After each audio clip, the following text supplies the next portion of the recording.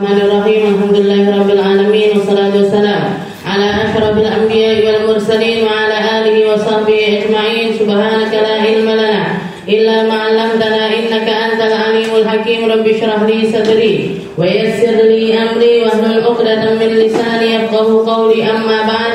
Alhamdulillah ala ni'matil Islam, alhamdulillah ala ni'matil iman, wa kafa biha min ni'mah. Alhamdulillah, segala puji bagi Allah Subhanahu wa ta'ala. Hari ini kita kembali untuk mengkaji risalah-risalah yang ditinggalkan oleh Nabi kita Nabi Muhammad sallallahu alaihi wasallam, untuk mengajarkan kita sebatas apa kita harus berlaku di atas muka bumi ini, seperti apa kita harus menjalin hubungan dengan Allah Subhanahu wa ta'ala, dan sebatas apa kita harus menjalin hubungan dengan sesama manusia. Tujuan-tujuan kehidupan kita untuk apa, kita harus kemana, kita harus berangkat menuju tempat apa, dan lain sebagainya.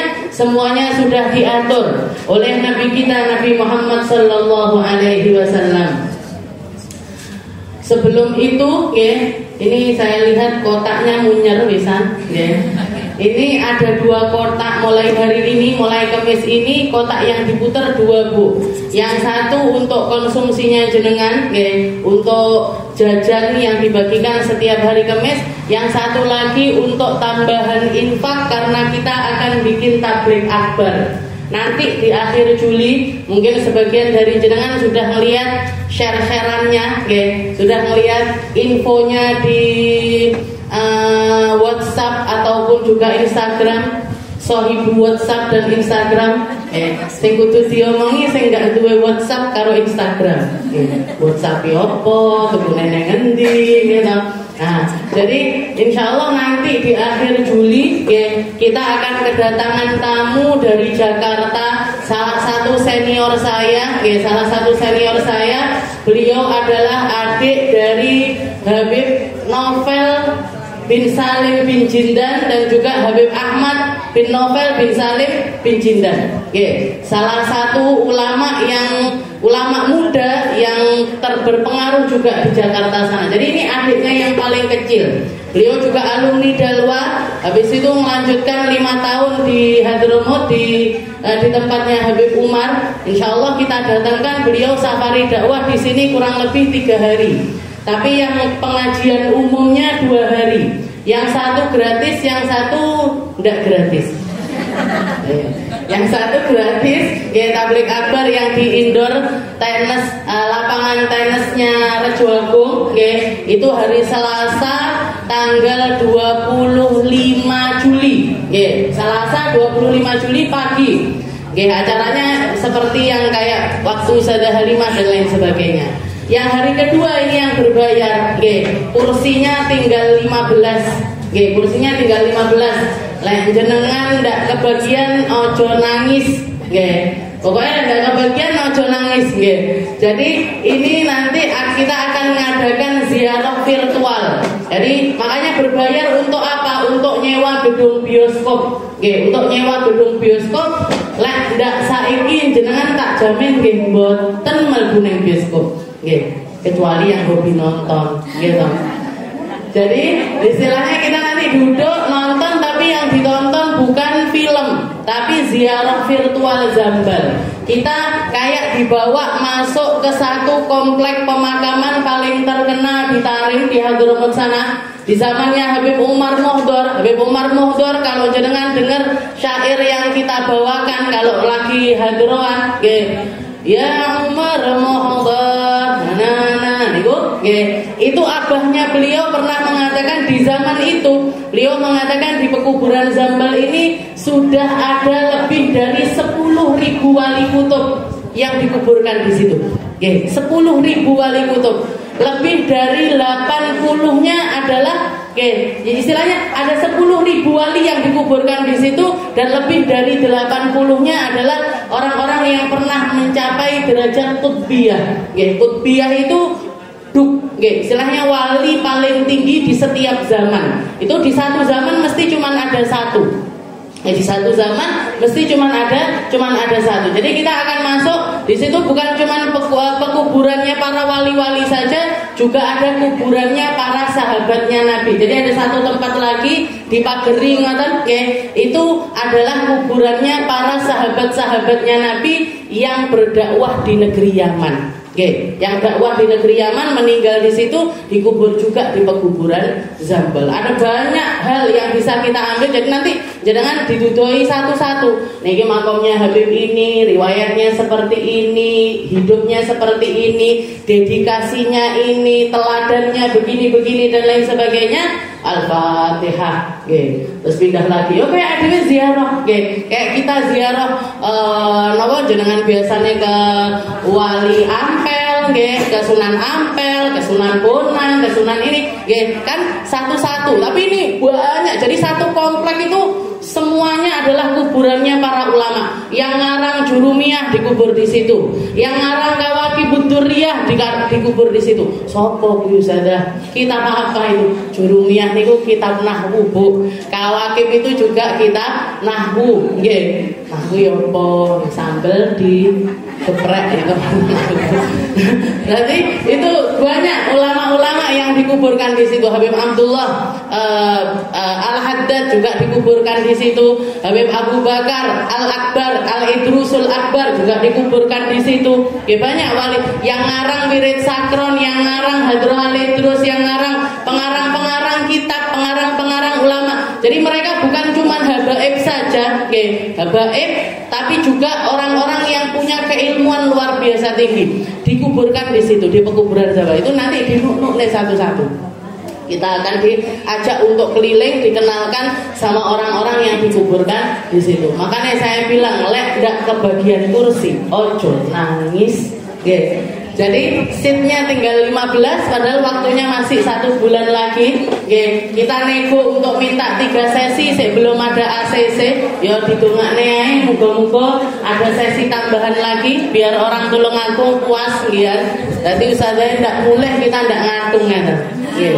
Jadi sehari yang gratis. Nah ini nanti yang kotak yang dihubung nih, yang apa namanya, itu untuk insya Allah akan dimanfaatkan untuk kegiatan tablik akbar yang gratis nih Bu. Oke, buat nyewa tempat, buat datangkan ustazahnya, buat akomodasinya dan lain sebagainya. Mugi-mugi tambah semarak dakwah di Tulungagung. Mugi-mugi lebih berwarna lagi. Mugi-mugi kita dikasih kesempatan untuk ikut andil. Entah itu dengan pikiran kita, entah itu dengan harta kita, entah itu dengan gembiranya kita. Pokoknya siji yang nggak boleh. Napa? Nyelatu. Siji tak sing ndak oleh. Lek ora iso urun omong, urun pikiran, urun duit, ojo nyelatu. Nyelatu ya mesti salah. Dari nyelatu itu sudah pasti salah. Bu, istilahnya bikin keresahan, bikin perpecahan dan lain sebagainya itu tidak pernah benar, selalu salah. Selalu salah. Makanya kita jangan pernah sampai masuk di dalam golongan orang-orang yang semacam itu. Ada kebaikan tidak bisa ikut, melok bunga. Ada kumpul-kumpulan baik, urung iso melok, belum bisa hadir karena mungkin kita kerja atau sibuk dan lain sebagainya. Tapi tanamkan di dalam diri kita, saya ikut gembira. Ada madrasah ini buka, saya ikut senang. Ada sekolah ini buka, saya ikut senang. Ada pondok ini buka, saya ikut senang. Ada majelis taklim dibuka di situ, saya ikut senang. Masih ora iso hadir kabeh. Walaupun misalkan kita tidak bisa menghadiri semuanya. Kalau nggak bisa menghadiri semuanya, jangan ditinggalkan semuanya juga. Tapi kalau memang benar-benar tidak bisa untuk ikut andil di situ, sing penting melok seneng. Kenapa? Karena yang bikin bibit-bibit perpecahan ini adalah karena adanya kebencian-kebencian yang disuarakan. Jenengan ndak seneng lek meneng, ndak jadi masalah. Jenengan datang ke warung pecel misalkan, datang ke warung pecel dirasa nih kok orang enak loh, tapi di batin tok, ndak nyapa-nyapa. Tapi kalau misalkan jenengan datang ke situ ngandok, nyicipi, terus ngomong sama bakule, ki bumbunya aslinya mau lebih apa toh? Kok rasanya orang enak? Ditapuk jenengan, ditapuk ambek bakule. Jadi yang bikin keresahan itu adalah kebencian yang ada di dalam hati itu diungkapkan. Dan itu selalu tidak benar.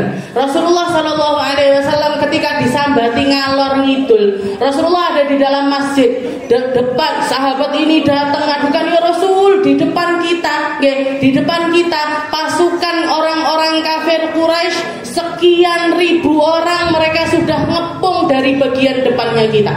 Katanya Rasulullah, tidak apa-apa. Beliau istighfar, beliau bertaubat, beliau bertasbih dan lain sebagainya.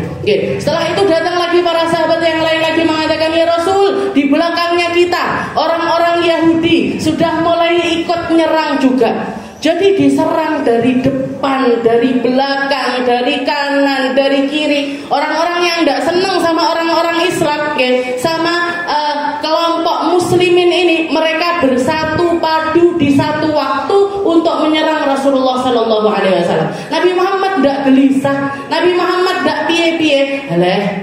Katanya Nabi, selama kita tahu persis siapa musuh kita, itu tidak ada masalah, tidak ada masalah. Jadi tidak langsung berdiri untuk menghentikan atau gimana, tidak apa-apa Rasulullah. Tapi begitu beliau suatu hari ketika beliau ada di dalam masjid, diaduin sama satu orang mengatakan, ya Rasul, sahabatmu Fulan bin Fulan dan Fulan bin Fulan lagi tukaran di pasar. Sahabatmu sesama muslim, sesama ahli iman, sesama orang yang ikut kajiannya Nabi, sesama orang yang ikut sholat sama Nabi, bertengkar di pasar. Rasulullah tidak pakai nanti, tidak pakai besok, langsung berdiri pergi ke pasar untuk melerai perpecahan, istilah untuk melerai pertikaian tersebut. Katanya Nabi, umat Islam ini tidak akan pernah bisa dihancurkan dari luar, tapi yang bisa menghancurkannya adalah perpecahan-perpecahan yang ada di dalam. Makanya jangan pernah mau dihasut, Bu. Jangan pernah mau diadu domba. Jangan pernah mau dikata-katain, oh NU karo iki bentek, ulama sama habaib bentek, ini sama ini bentek. Tidak bentek aslinya, cuman segelintir orang aja yang menyuarakan kebencian mereka. Habaib sama ulama ratusan tahun, bahkan mungkin ribuan tahun gandeng bersama-sama dengan porsinya masing-masing. Ulama dengan pesantrennya, dengan keindahan ala pesantrennya. Ormas yang ormas NU dengan dibaane, dengan tahlilannya, dengan salawat nariyahnya dan lain sebagainya. Ulama-ulamanya Muhammadiyah dengan sekolahan pendidikannya, kampus-kampusnya, rumah sakitnya, semuanya berdakwah di porsinya masing-masing. Dan kita butuh dengan itu semuanya. Kita butuh dengan mereka semuanya. Dan itu dari dulu tidak pernah ada perpecahan. Guru saya, walaupun saya ini guru besarnya itu selalu dari satu pondoknya Habib ke satu pondok Habib yang lainnya, tapi isi dari pondok Habib tersebut, guru-guru saya juga adalah para kiai-kiai dan juga bunyai-bunyai ataupun ustadz-ustadzah dari pesantren-pesantren salafiyah, dari pesantren-pesantren Jawa, Bu. Saya ingat sekali, bahkan sampai sekarang, jangan kalau mau tahu Dalwan itu sudah ditinggal sama Abuya Hasan, abahnya Abu Yazan, abahnya Ustadz Segaf, abahnya Habib Ali, abahnya Habib Husain sudah tidak ada, sudah meninggal. Tapi beliau punya sahabat lengket namanya Ustadz Qaimuddin. Ustadz Qaimuddin ini adalah alumni Sidogiri, alumni Pondok Sidogiri, dan beliau sekarang ini ditempatkan sama Abu Yazan sejajar dengan abahnya. Tidak ada keputusan apapun di Dalwa kecuali Ustadz Qaim ini selalu juga dimintai pendapatnya yang paling didengar. Kenapa? Sahabat seperjuangan abahnya yang wirawiri ngerintis Pondok Dalwa. Niku Abu Hasan sama Ustadz Qaim. Saya ingat Ustadz Qaim ini alimnya luar biasa. Alim luar biasa. Beliau berangkat dari rumah ke pondok ke Dalwa, dari rumahnya beliau di depan Pondok Putra, jalan untuk ngajar ke Pondok Putri. Di perjalanan itu sama murojaah Al-Quran. sama murajaah Al-Quran. Satu lagi saya punya ustadz namanya Ustadz Asrori, lulusan Peloso, Pondok Peloso sini. Setiap kali haul besar di Peloso beliau selalu datang. Bahkan akhir-akhir itu beliau selalu mampir ke rumah. Namanya Ustadz Asrori, sampai umur 80-90 tahun sepedaan Bu kalau ngajar. Dikatakan beliau cerita, saya itu penghafal Alfiyah. Alfiyah itu kitab nadom, nahwu 1000 nadom. Dikatakan mulai dari saya perjalanan dari rumah ke Dalwa itu naik sepeda, murojaahnya mampunya kadang 200, nanti pulang 200 lagi, 200 bait di murojahi. Sampai akhirnya beliau setiap kali pulang pergi niku berangkat baca Alfiyah 1000 nadom, pulang baca Alfiyah 1000 nadom sampai meninggal di dunia. Dihajikan, diumrohkan sama Abu Yazid. Jadi ulama sama habaib itu dari dulu gandeng, dari dulu gandeng istilahnya. Jadi kalau ada orang-orang yang mengatakan nasabe wis ora enek ini dan lain sebagainya, ora usah dirungokne. Nggak usah dirungokne. Kalau kita nggak punya kemampuan, nggak punya kapasitas, nggak akan didengar sama siapa-siapa, mendingan wiritan awake dhewe. Ditungakne kita tetap cinta sama para habaib dan kita tetap menghormati dengan para ulama-ulama kita karena kita butuh dengan mereka semuanya. Kita butuh dengan mereka semuanya. Jadi perpecahan ini yang luar biasa bikin kerusakan. Rasulullah SAW khawatirnya semacam itu. Ini perang Khandaq, kekhawatirannya Nabi sama perang Khandaq, sama kekhawatirannya Nabi dengan 2 orang sahabatnya sing tukaran. Rasulullah lebih takut 2 orang sahabatnya bertengkar ketimbang perang Khandaq yang melibatkan ribuan orang. Itu Rasulullah SAW. Jadi jangan pernah terhasut kata-kata kebencian. Jangan pernah ikut-ikutan untuk menyuarakan apalagi mengkampanyekan sesuatu yang bikin resah di antara masyarakat. Bikin resah itu gampang. Ada pepatah mengatakan kalau kamu pengen terkenal, kencingi aja air Zam-Zam. Kencingi aja sumur Zam-Zam, terkenal jenengan. Sak dunya terkenal. Terkenal dengan apa? Dengan label orang paling kurang ajar di atas muka bumi ini. Istilahnya di dalam ranah agama Islam. Mau terkenal itu gampang.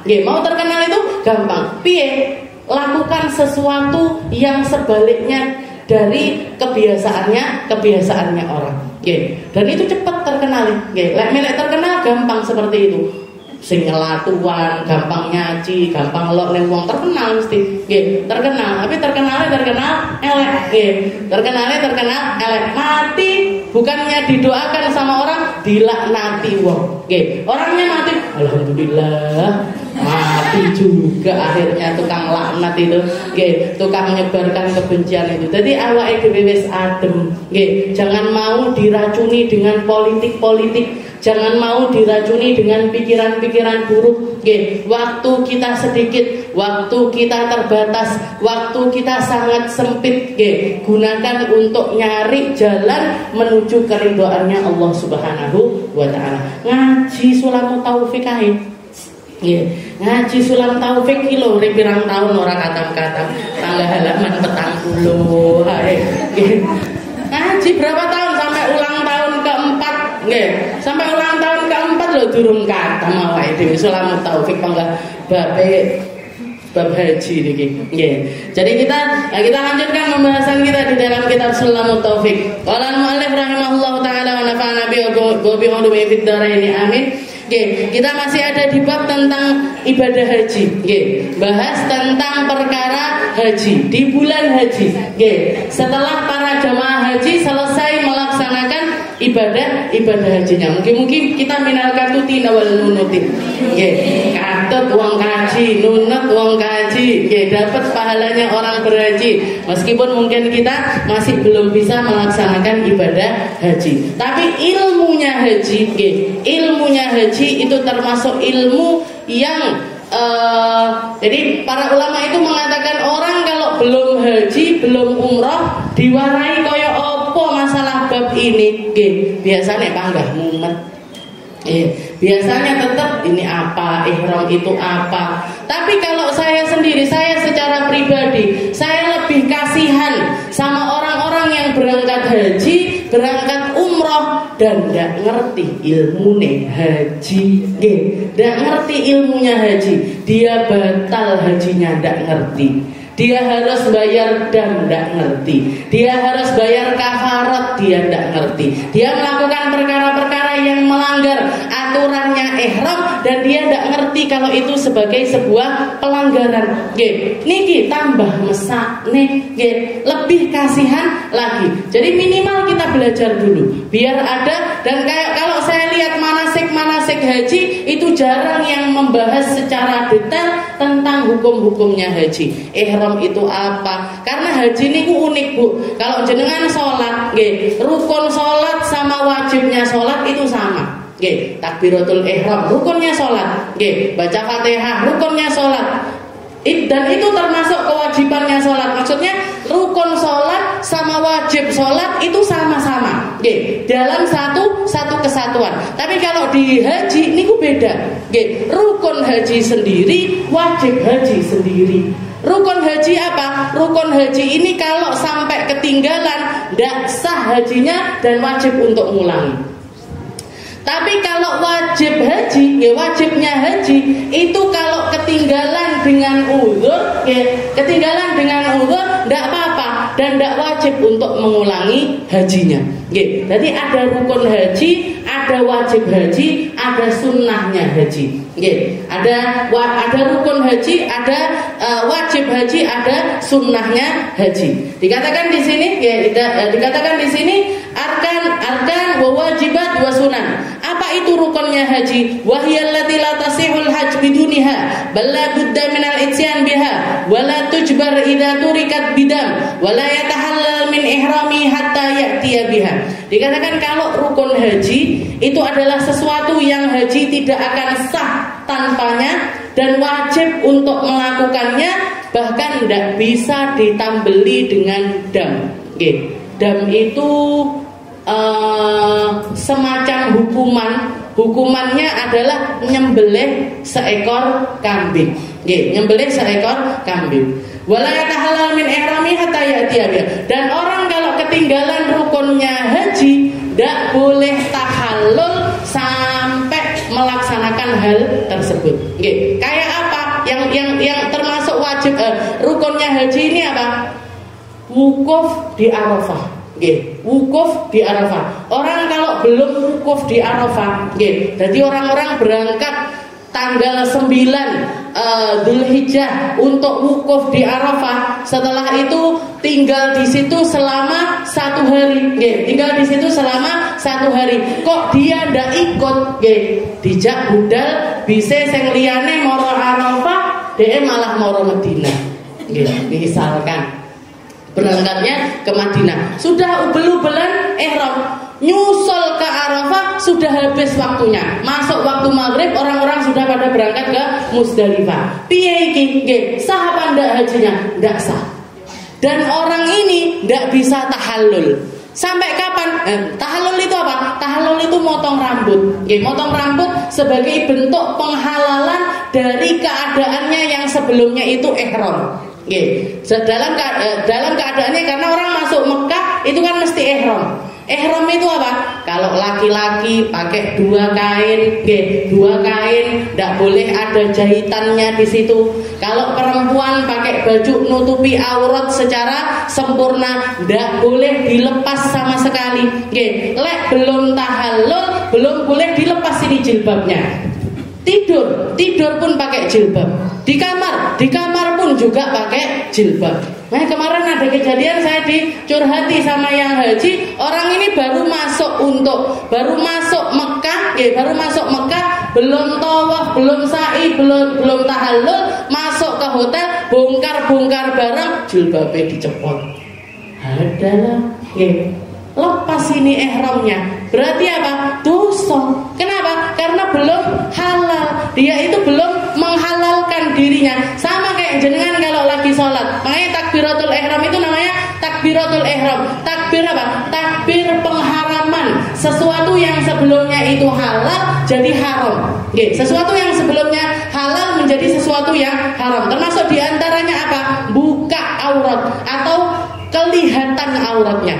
Jenengan di dalam rumah, nggih, di dalam rumah ndak jilbaban oleh-oleh, masa ore-orenan makan di rumah ndak pakai jilbab, ada sing letannya lho ndak apa-apa, gitu. Di dalam rumah. Tapi begitu jenengan masuk ke dalam sholat kan pakai mukena. Mukena ini fungsinya untuk apa? Nutupi seluruh aurat dari ujung kepala sampai ujung kaki, kecuali wajah sama telapak tangan. Oke. Kapan saya boleh buka mukena saya? Begitu assalamualaikum warahmatullahi, assalamualaikum warahmatullahi. Silahkan dilepas. Kenapa? Sudah halal kembali. Oke, sudah boleh makan lagi, boleh minum lagi, boleh ngobrol lagi. Oke, jenengan tengah-tengah sholat kabari ibu sing kae piye? Ora oleh, gitu. Kenapa? Karena sedang berada di dalam sholat. Ada takbiratul ihram, ada perkara-perkara yang sebelumnya halal menjadi sesuatu yang haram. Nah, haji juga begitu. Oke, jenengan masuk ke Mekah ini harus dalam keadaan ihram. Rambutnya enggak boleh rontok, enggak boleh potong kuku, nggih, enggak boleh potong kuku, enggak boleh pakai wangi-wangian, enggak boleh pakai sesuatu yang beraroma, nggih, harus pakai baju nutup aurat sampai kapan? Sampai halal. Halalnya setelah apa? Kalau umrah, tawaf, sa'i, tahallul. Nggih, tawaf, sa'i, potong rambut, halal lagi. Nggih. Tapi kalau belum tawaf, sa'i, tahallul, ini masih dalam keadaan ihram. Blonjo-blonjo ndak boleh, nggih. Sininya kelihatan, ndak boleh. Rambutnya metu-metu sithik, ndak oleh, nggih. Potong kuku dan lain sebagainya, atau mandi, nggih. Pulang masuk Mekah langsung ngadus jebur-jebur pakai sampo, pakai sabun. Loh, ndak boleh. Kenapa? Kamu lagi ihram. Nah, ini yang namanya ihram. Ini banyak sekali orang ndak ngerti. Bahkan saya ngelihat sendiri, ada ibu-ibu, ibu-ibu, dan mesti kalau saya lihat dari Indonesia, ngapa modelnya orang Indonesia. Senengannya pakai baju putih-putih. Baju putih itu rawan transparan, rawan. Jadi tawaf, sa'i, kebetulan barengnya sama saya itu waktu sa'i. Niku maaf, bagian celana dalamnya kelihatan, behane ireng pisan. Dadi ketok jibril. Ya Allah, ini ihram tapi ndak ihram. Fungsi dari ihram itu nutup aurat itu apa? Menutupi warna kulit kita. Yang kulit ini seperti ini kalau ditutupi ndak ketok neh warnane. Nah, itu namanya nutup aurat. Ditambah lagi begitu selesai sa'i, tawaf, habis itu dia sa'i. Selesai sa'i, dibuka jilbabe, ngetok rambut. Jadi dibuka dulu jilbabnya, baru motong rambut. La ilaha illallah. Ini loh, kalau orang ibadah tidak pakai ilmu, ibadah tidak pakai ilmu, salahnya lebih banyak dibandingkan benernya. Salahnya lebih banyak dibandingkan benernya. Makanya kita belajar dulu. Haji itu walaupun misalkan jenengan bingung-bingung, ihrami apa, tawaf itu seperti apa, sa'i itu bagaimana dan lain sebagainya. Saya urung bisa bayang nih, belum bisa membayangkan. Yang penting ngerti ilmunya dulu. Yang penting ilmunya dulu. Jadi haji ini dan haji jauh berbeda dengan yang namanya umrah. Kalau umrah itu gampang Bu, jangan ngambil mikot niat untuk umrah, labbaik Allahumma umratan. Kalau haji labbaik Allahumma hajjan, dari tempat-tempat yang pengambilan mikot, dari tempat-tempat yang ditentukan untuk niat haji ataupun niat umrah. Setelah itu berangkat ke Masjidil Haram, tawaf, sa'i, tahallul, itu dianggap sebagai satu umrah. Tapi kalau haji, niku rentetannya panjang, rentetannya itu panjang. Di setiap haji pasti ada umrohnya, di setiap umroh belum pasti ada hajinya. Lek haji mesti gandeng sama umroh. Tapi kalau umroh itu belum bisa dianggap sebagai haji. Jadi Kalau ini yang kita bahas adalah haji, yang kita bahas adalah yang sulit. Lah umrah gampang nih wau. Tawaf, jadi ngambil mikot, niat ihram, larangannya itu tadi, larangannya tidak boleh auratnya kelihatan, tidak boleh potong kuku, tidak boleh pakai wangi-wangian dan lain sebagainya. Kalau laki-laki pakai ubel-ubelan dua kain yang tidak ada jahitannya, tidak boleh menutup bagian kepala. Kalau perempuan tidak boleh menutup bagian wajahnya. Wajah ini tidak boleh ketutupan ketika orang ihram. Kalau ketutupan sekali, pakai masker seperti itu, pakai masker itu kena dam. Jadi wajib untuk bayar dam. Kecuali kalau dari awal tidak dibuka-buka sama sekali. Jadi sebelum ihram, sebelum berangkat sudah ditutup wes plok, sampai selesai tahallul, itu tidak masalah. Tapi kalau dibuka, ditutup, dibuka, ditutup, dibuka, ditutup, setiap kali buka, tutup itu kena satu dam.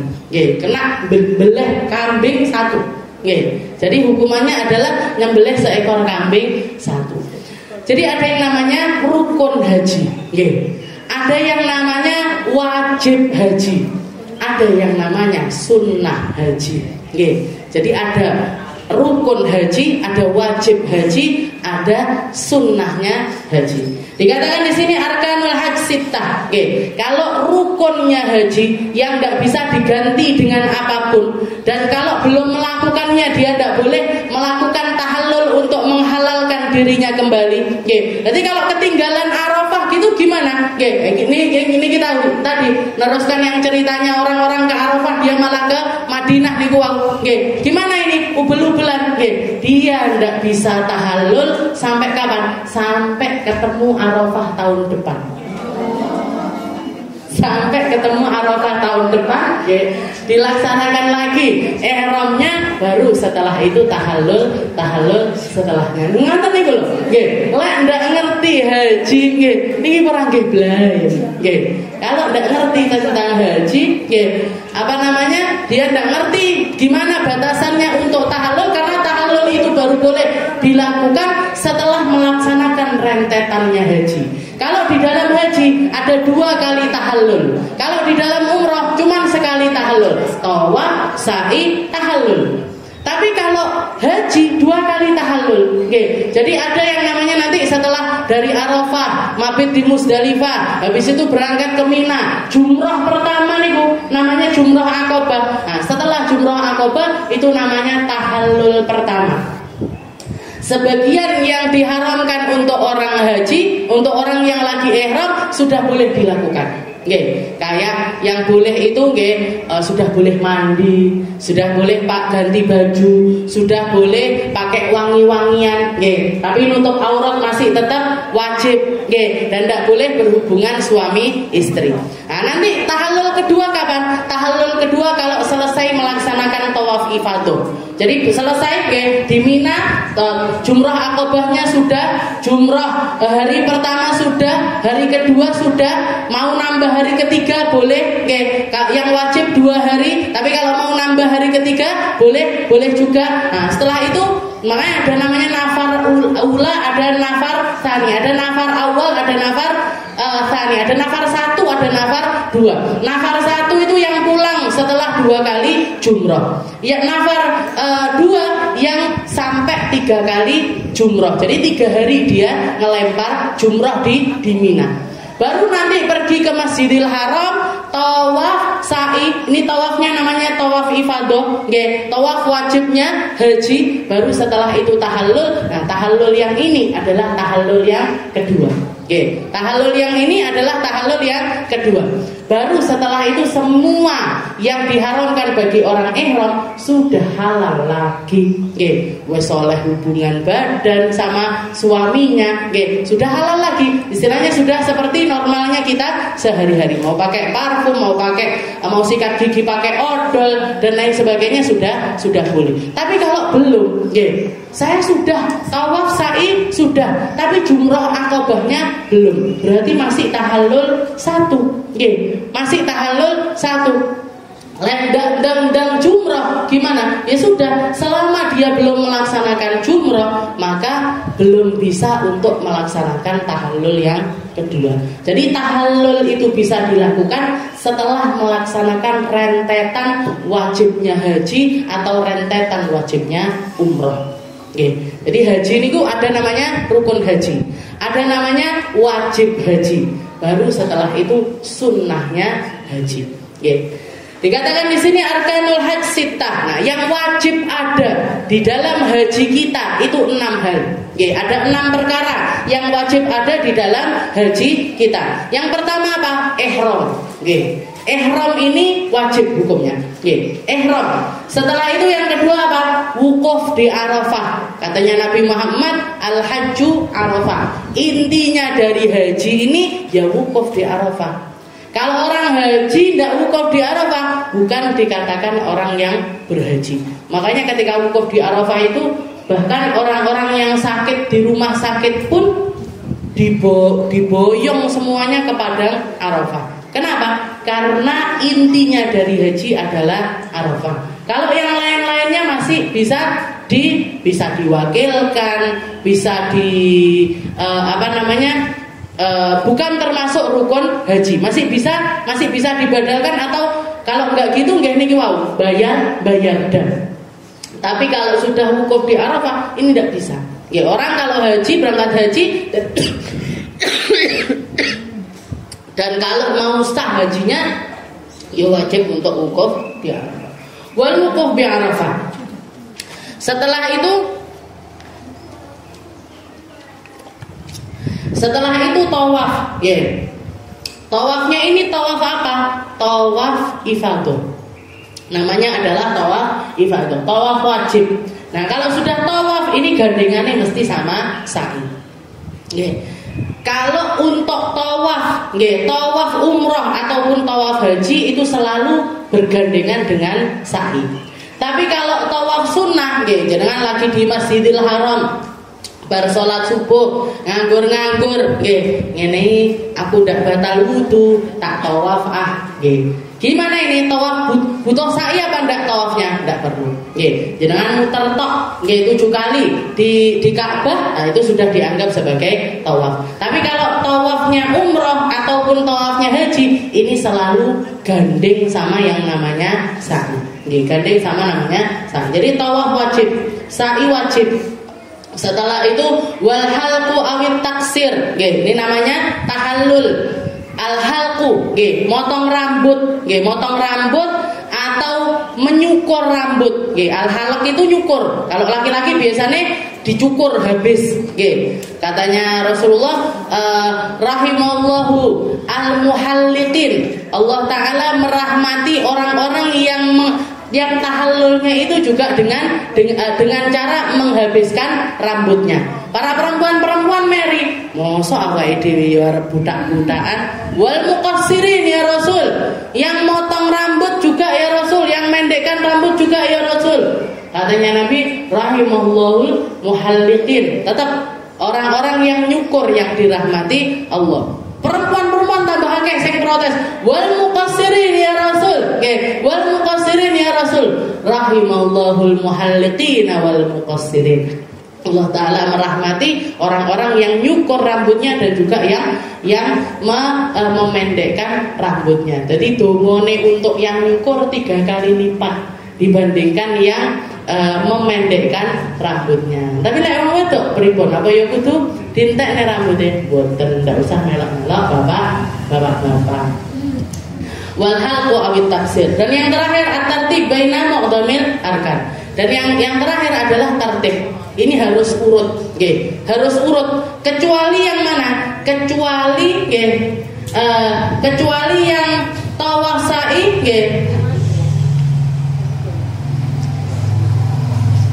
at-tartib baina muqdamil arkan. Jadi kalau yang ini tadi harus ada semuanya dan harus runtut. Istilahnya gini, saat tawaf sa'i tidak boleh didahulukan dari wukuf di Arafah. Jadi misalkan ada orang gini, saya tak tawaf ifadah di Sa'i, baru setelah itu wukuf di Arafah. Tidak bisa. Tawaf ifadah itu baru bisa dilakukan setelah kita melaksanakan wukuf di Arafah. Setelah wukuf di Arafah baru bisa melaksanakan tawaf ifadah. Tapi kalau belum wukuf di Arafah, belum bisa melaksanakan tawaf ifadah. Saged ngenik-ngenik ngeten noto. Wukuf Musdalifah, Mina. Nah, niku sing angel biasa. Apa iki praktek ya? Praktek langsung ke sana gitu. Arkanul umrah ya arkanul haji illa wukuf bi Arafah. Nah ini tadi ya, dari kesekian 6 rukunnya haji ini tadi, rukunnya umroh sama persis kecuali satu yang tidak perlu ada, yaitu wukuf di Arafah. Oke, kalau orang umroh, oke, ini tadi kan haji.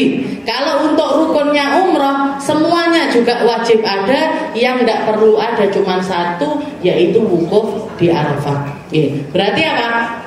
Ihram, oke, orang kalau umroh nih, oke, berangkat ngambil mikot ini ngambil niat, oke. Nah, ngambil niat untuk melaksanakan umroh. Di situ disunahkan mandi. Setelah itu pakai baju yang bersih dan lain sebagainya. Kalau enggak pun juga enggak apa-apa. Nah, setelah itu berangkat ke Mekah, ke Masjidil Haram, tawaf, sa'i, tahallul. Itu satu umroh. Tapi kalau haji harus ada yang namanya wukuf di Arafah. Makanya umroh itu sak wayah-wayah. Tapi kalau haji itu wajib ada di tanggal-tanggal yang memang ditentukan untuk melaksanakan ibadah haji. Oke, untuk melaksanakan ibadah haji. Wa afdalu arkanil hajj al-wuquf bi Arafah indal Imam Ibn Hajar li hadithi al-hajju Arafah. Dan untuk haji, intinya haji ya wukuf di Arafah. Wukuf di Arafah tanggal 9 dari bulan Dzulhijjah. Nah, setelah itu al-awwal, al-ihram. Apa itu ihram? Jadi satu-satu kita jelentreh nih. Apa itu ihram? Huwa niyatud dukhul fin nusuk bi jami'i aujuhi. Jadi yang namanya ihram itu ngambil niat untuk mengharamkan diri. Kalau di dalam sholat ada takbiratul ihram, kalau haji namanya niat ihram. Jadi lafadznya itu biasanya dengan kata-kata labbaik Allahumma umratan. Kalau umrah. Kalau haji labbaik Allahumma hajjan. Ya Allah, saya niat untuk melaksanakan haji, atau saya niat untuk melaksanakan umrah. Wa aujuhu ada'in nusukain thalathah wa ba'duhum zada itsnain fatakunu khamsah. Setelah itu kalau yang namanya haji itu ada 3 macam cara. Jadi haji itu ada 3 macam cara ihram. Ada 3 macam cara ihram. Yang pertama namanya mu'ifrad, dan ini dikatakan adalah hajinya Rasulullah Sallallahu Alaihi Wasallam itu dengan cara ifrad. Ada juga namanya tamattu. Yang ketiga namanya qiran. Jadi tamattu, qiran ini kalau orang haji dengan cara tamattu dan juga qiran ini wajib untuk membayar dam. Ada dendanya, yaitu 1 ekor kambing. Satu-satunya niat ihram yang tidak perlu untuk membayar dam itu cuman ifrad. Tapi berat. Ifrad ini yang paling berat. Lek tamattu sama qiran ini masih istilahnya yo abot panggahan, tapi enggak terlalu berat seperti halnya ihram. Enggak seperti halnya ifrad. Kenapa kok jadi berat? Karena ifrad ini begitu orang masuk Mekah, dia selama nunggu hari haji untuk wukuf di Arafah sampai menyelesaikan manasikul hajj itu harus dalam keadaan ihram. Jadi kalau misalkan dia datang 10 hari sebelum hari haji, ya 10 hari itu dia ihram terus. Orang oleh hadus, tidak boleh pakai sabun, tidak boleh pakai sampo, tidak boleh potong kuku rambutnya, tidak boleh rontok, tidak boleh lepas jilbab, tidur pun kaos kakian pakai jilbab dan lain sebagainya. Makanya berat. Kalau ifradnya sebulan sebelum hari haji, ya sudah sebulan itu dia ihram. Harus dalam keadaan laki-laki tambah nemenah, mek ubel-ubelan 2 kain, rawan katok, tidak boleh pakai apa-apa di dalamnya. Istilahnya seperti itu. Jadi tidak boleh pakai sesuatu yang berjahit, tidak boleh pakai sesuatu. Kepalanya tidak boleh ditutupi, kepalanya tidak boleh ditutupi. Itu kalau makanya namanya ifrad itu adalah ritual haji yang paling berat, dan hajinya Nabi adalah haji ifrad. Ya, hajinya Nabi adalah haji ifrad. Ketika Rasulullah berangkat dari Mekah, sedangkan Sayyidina Ali berangkat dari Yaman. Ya, ditanya sama Rasul ketika ketemu di Mekah, ya Ali, bima ahlalta ya Ali, wahai Ali, kamu ini niat ihramnya niat yang mana? Ifradkah, tamattu'kah, atau qironkah? Katanya Sayyidina Ali, ahlatu bima ahlalta ya Rasul. Saya gandengkan niat ihram saya kayak jenengan. Saya niat ihram kayak ihramnya Rasulullah. Kalau Rasulullah ifrad, saya ikut ifrad. Kalau Rasulullah tamattu, saya ikut tamattu. Maka Rasulullah mengatakan al-ifrad ya Ali. Kalau gitu kamu berarti hajinya adalah haji ifrad. Oke, makanya gampangnya kalau jenengan mau paling gampang dari tiga cara haji ini, ambil yang tengah-tengah, tamattu. Oke, kalau tamattu ini gimana? Jadi ifrad itu, haji dulu baru umrah. Jadi selama dia nunggu waktu haji, tidak boleh melaksanakan umrah. Tidak ada umrah sebelum haji. Tapi kalau tamattu, umrah dulu baru haji. Jadi begitu datang, orang kalau hajinya tamattu, begitu datang, tawaf, namanya tawaf kudum, tawaf kedatangan. Setelah itu sa'i, setelah itu tahallul, wis halal nah bisa. Laki-laki udah boleh pakai baju biasa, perempuan sudah boleh di kamar arepe ora jilbaban atau enggak kaos kakian, enggak masalah. Mandi pakai sampo, sabun, odol, silahkan. Habis itu mau umrah berapa kali pun boleh. Besoknya misalkan, yuk niat umrah lagi, berangkat ke Tanim, masjid yang paling dekat untuk ngambil niat, untuk ngambil niat ihram. Ke Tanim, masjidnya Sayyidah Aisyah, karena Sayyidah Aisyah waktu haji dalam keadaan haid. Katanya Rasulullah, ya Rasul, ini gimana ini saya dalam keadaan haid? Katanya Nabi, lakukan semua apa yang dilakukan orang haji, illa alla tatufi bil bait. Cuma satu yang tidak boleh kamu lakukan wahai Aisyah. Apa itu ya Rasul? Tawaf ifadahnya tidak bisa, sa'inya juga tidak bisa. Maka beliau nunggu orang-orang udah pada selesai hajinya, Sayyidah Aisyah nunggu sampai bersih. Begitu bersih, beliau ngambil niat mikot dari masjid yang paling dekat itu, makanya dinamakan Masjid Sayyidah Aisyah. Habis itu tawaf, sa'i, tahallul, selesai. Itu yang dilakukan. Jadi Sayyidah Aisyah melakukan semua yang dilakukan orang haji, yang tidak boleh cuman tawaf sama sa'inya. Alasannya apa? Karena itu ada di dalam masjid. Dan orang kalau tawaf sa'i harus dalam keadaan punya wudu. Harus dalam keadaan berwudu. Ifrad. Jadi ifrad itu haji dulu baru umrah. Kalau tamattu, umrah dulu baru haji. Kalau qiron bareng. Jadi umrahnya haji, ya istilahnya tawafnya haji, ya tawafnya umrah. Dijadikan satu. Nah, yang tamattu sama qiron ini wajib untuk bayar dah. Cuman ifrad yang tidak wajib untuk membayar dah. Kita lanjutkan minggu depan masalah rukunnya haji.